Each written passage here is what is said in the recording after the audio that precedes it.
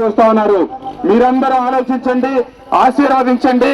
పవన్ కళ్యాణ్ గారు, చంద్రబాబు నాయుడు గారు, నరేంద్ర మోడీ గారి కూటమి మళ్ళీ అధికారంలోకి వస్తే ఆగిపోయిన అభివృద్ధి ప్రారంభమవుద్ది.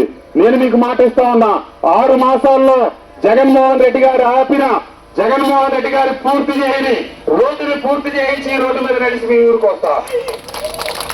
అట్లాగే ఆగిపోయిన చింతలపూడి ఎత్తిపోతల పథకం 6 మాసాల నుంచి సంవత్సరాల లోపల పూర్తి చేయించి ఆ నీళ్లతో పాటు నడిచి మీ గ్రామాల్లోకి వచ్చి రైతాంగానికి శాశ్వతంగా సాగునీటి సమస్యను పరిష్కారం చేస్తుంది ఎన్డీఏ తెలుగుదేశం ప్రభుత్వం చెప్తూ అక్క చెల్లెళ్ళు, అన్నదమ్ములు, తెలుగుదేశం కుటుంబ సభ్యులు, జనసేన, బీజేపీ కుటుంబ సభ్యులందరూ ప్రజలకు ఈ వాస్తవాలు చెప్పి ముఖ్యమంత్రి గారు ఈ ప్రాంతానికి చేసిన అన్యాయాన్ని ప్రజలకు వివరించి తెలుగుదేశానికి మైలవరం నియోజకవర్గంలో జెండా రెపరెపలాడించాలని చెప్పి మీ అందరినీ కోరుకుంటూ, కరోనా వచ్చినా, కష్టకాలం వచ్చినా, ముఖ్యమంత్రి గారు నిధులు ఇచ్చినా, ముఖ్యమంత్రి గారు నిధులు ఇవ్వకపోయినా నా సొంత జేసీబీలు పెట్టి గ్రామాల్లో డొంక రోడ్లు, రైతన్నలు వాళ్ళ వ్యవసాయ ఉత్పత్తులు ఇంటికి తీసుకురావడానికి కావాల్సిన వాటికి నా జేసీబీలు పెట్టి కొన్ని వేల గంటలు పనిచేయించి నేను గ్రామాల్లో నా చేతనైన వరకు సాయం చేసి ఆయన డబ్బులు ఇవ్వకపోయినా కూడా. కరోనా టైంలో ఇబ్రహీంపట్నంలో VTPS లో హాస్పిటల్ పెట్టించా.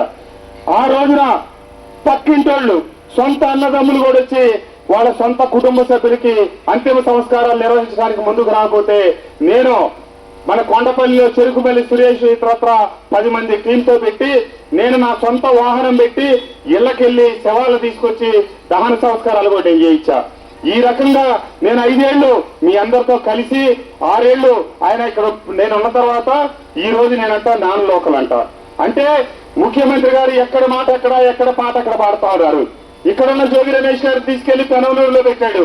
మరి పెనవలూరు వెళ్ళి ముఖ్యమంత్రి గారు ఇక్కడ స్థానికేతరుడు కాబట్టి ఈ స్థానికేతరులకు ఓట్లు వేయద్దని చెప్తాడా అని అడుగుతా ఉన్నా. అంతేకాకుండా ఎక్కడో 4 జిల్లాల అవతల ఉన్న చెవిరెడ్డి భాస్కర్ రెడ్డి గారిని తీసుకొచ్చి ఒంగోలులో పెట్టి పోటీ చేపిస్తున్నాడు. ముఖ్యమంత్రి గారు ఒకేలా ఇక్కడ కట్టుబడి ఉండే మనిషి అయితే, ఇక్కడ కృష్ణప్రసాద్ ని ఓడించాలి స్థానికేతరుడు అని చెప్పే పని అయితే 2019లో నన్ను ఇక్కడ ఎందుకు పెట్టాడో సమాధానం చెప్పాలి. పెనవలూరులో పెట్టిన అభ్యర్థిని ఓడించమని చెప్పాలి. అక్కడ ఎక్కడో బళ్ళారి నుంచి తీసుకొచ్చి కళ్యాణదుర్గంలో పోటీ చేపిస్తున్నారు. ఈ రకంగా ఆయన ఒక్కొక్క ప్రాంతంలో ఒక్కొక్క మాట.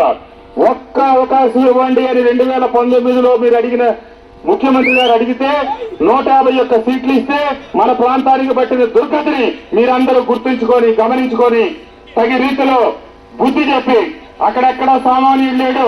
సామాన్యుడు అనేది ముందుకున్న మొహమే, సామాన్యుడు అనుకున్నదంతా పెత్తందారులే.